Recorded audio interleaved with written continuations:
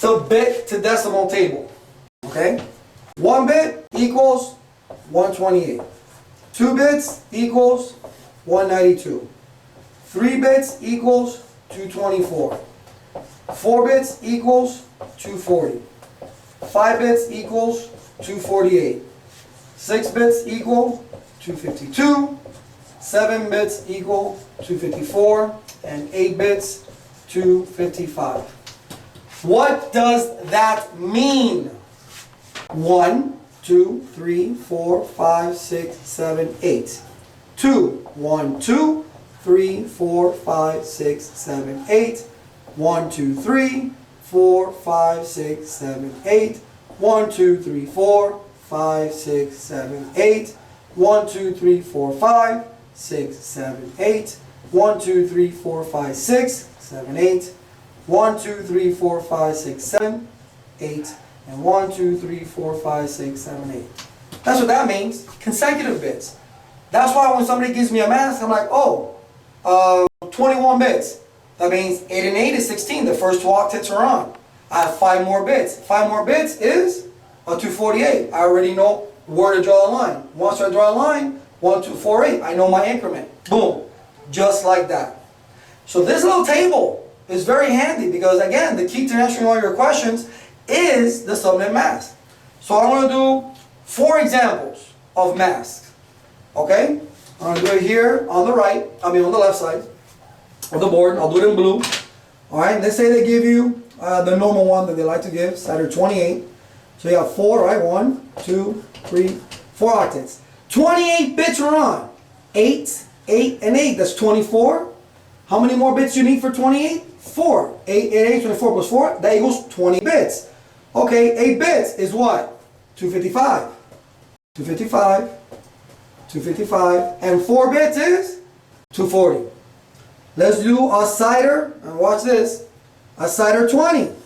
Right? 1, 2, 3, 4. 8 and 8, 16. Plus 4, that's 20. Nothing else. So, 255, 255, 240, 0. Look at that. And then a cider 12, which we did earlier. 8, oh, I'm sorry. There's 4 octets here, right? 8, oh, on the bottom, Baz. 8 plus 4, that's 12. 0, 0. So 255, 4 bits on is 240. And I can't, oh, you couldn't tell that 240 from anything. 240, 0, 0.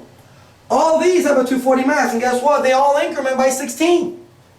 Just on different octets. The subnet mask is going to let you know what octet you're going to focus on. Okay? But this is all you need to know. And know your bit values. Because once you draw the line, what you're looking for is, oh, what's the bit value here? Well, the bit value here is 32. So my network increments by 32. 32, 64, 96, 128, 160, 192, 224. Boom, that's my last network. Okay? That's what you need to know, and that's how quickly you need to do it. Alright? But I hope you wrote this down. I tell everybody to do it, and they never want to do it. You know this table. You know the bit values. You can answer any question. Alright? I will be having a webcast come March 10th, okay, 1 p.m., U.S. Eastern Time, okay?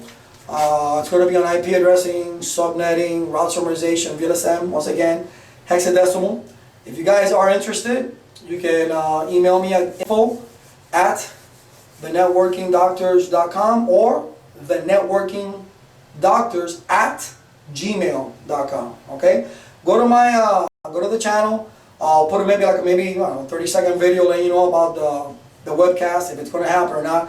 I need to know at least by February 24th if you guys are really interested in it. If I have enough people that are interested in it, we'll go ahead and I'll do it.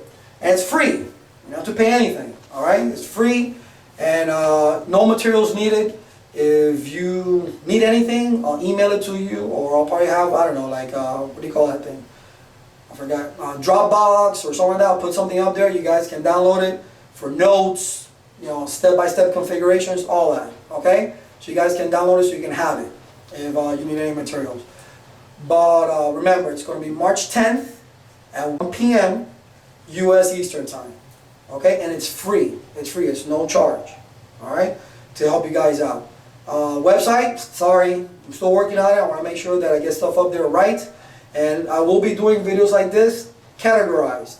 All right, so this was on IP addressing, basic IP addressing subnetting. The next one will be on VLSM. The next one will be on route summarization, so I can separate them all, and then we'll get into the different routing protocols. Unfortunately, even though how mundane the next category will be, but I need to talk to you about OSI, TCP/IP, all that stuff. You need to know that. It will really be nasty if you get questions wrong on the OSI model and then you fail the test. No.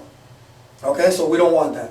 But anyway, I hope this helped. If it didn't, keep the feedback. I like it. Good, bad, whatever the case may be.